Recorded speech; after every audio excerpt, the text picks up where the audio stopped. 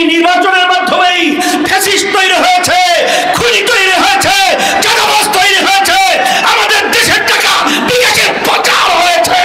এই নির্বাচনের বাংলা জমিতে এই ইসলামী ছাত্র আন্দোলন বাংলাদেশ আয়োজিত ছাত্র সমাবেশে এই পর্যায়ে বক্তব্য নিয়ে আসছেন ইসলামী আন্দোলন বাংলাদেশের মুহতারাম আমির বঙ্গ অভিভাবক মুফতি সৈয়দ মোহাম্মদ রেজাউল করিম পীর সাহেব চরমনাই। তোমাদের মাধ্যমেই এই বাংলাদেশ সাধারণ অসহায় মানুষগুলো তারা স্বাধীন পাবে, অসহায় মানুষগুলো মাথা উঁচু করে দাঁড়াতে পারবে এবং এখান থেকে খুনিদেরকে তোমরাই জমি থেকে উৎখাত করতে পারবে।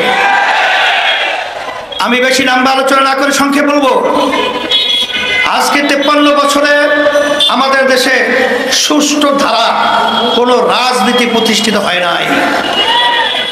আপনারা জানেন গত বছর জুলাই আগস্ট ছাত্র যখন বৈষম্য বিরোধী সংগ্রামে যখন নেমেছিল তখন তারা জীবন দিয়েছিল, পঙ্গু হয়েছিল, চক্ষু হারিয়েছিল, হাজার হাজার মায়ের কোন সন্তান হারা হয়েছিল।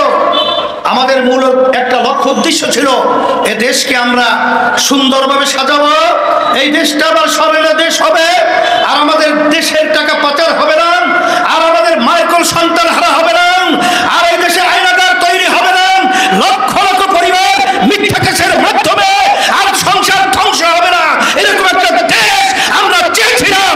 কিন্তু দুঃখের মধ্যে বলতে হয় আজকে স্বার্থান্বেষী মহল ক্ষমতাধীন সুযোগ রয়েছে, আবার আমাদের দেশকে শান্তি করার জন্য বিভিন্ন হিরো স্বার্থ নিয়ে নির্লক্ষ সরজে কাজ করছে। এর পরিবর্তন আমাদেরকে করতে হবে। তারা পিয়ার বোঝে না, খায় না, মাথায় দেয়। আমি পরিষ্কার বলছি 91টা দেশের মধ্যে পিয়ার রয়েছে।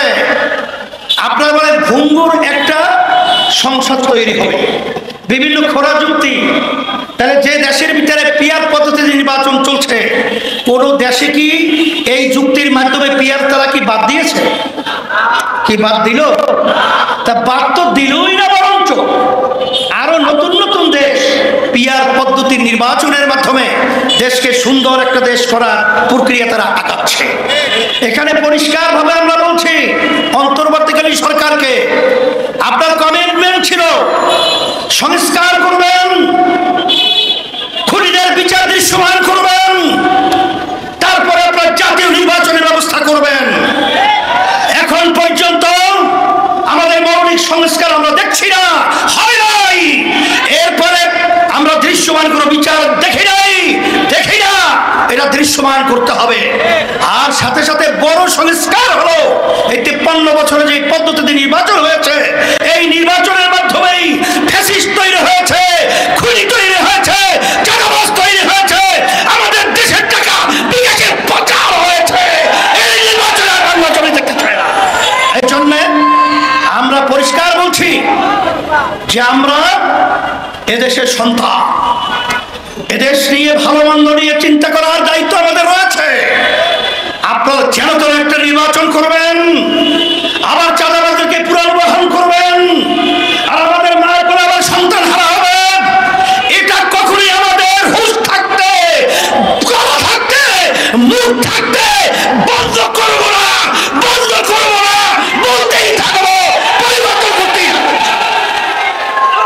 সেই লক্ষ্যেই আমি সকল কুতাত্তা আহ্বান জানাবো, সিংহভাগ রাজনৈতিক দল বাংলাদেশে তারা কিন্তু পিয়ার পদ্ধতিতে নির্বাচন চায়। এখানে চায় না কারা? এটা কি দেশের স্বার্থে না ব্যক্তি না দলের স্বার্থে? এটা কিন্তু আমরা জেনে ফেলেছি। যদি আপনারা নাই চান, আমরা পরিষ্কার ভাবে বলছি বাংলাদেশের জনগণের কাছে মতামতের জন্য পাঠিয়ে দেন, গণভোটের ব্যবস্থা করেন। কারণ সুজন তারা সাধারণ আমাদের মানুষের, বাংলাদেশের জনগণের কাছে তারা মতামত চেয়েছিল। 71% মানুষ পিয়ারের পক্ষে তারা মতামত প্রকাশ করেছে। অন্তর্বর্তীকালীন সরকার কি বলবো, আমরা আর সেই কালো টাকার দৌরাত্ম্য আর এই পেশি শক্তি গুন্ডাদের তাণ্ডব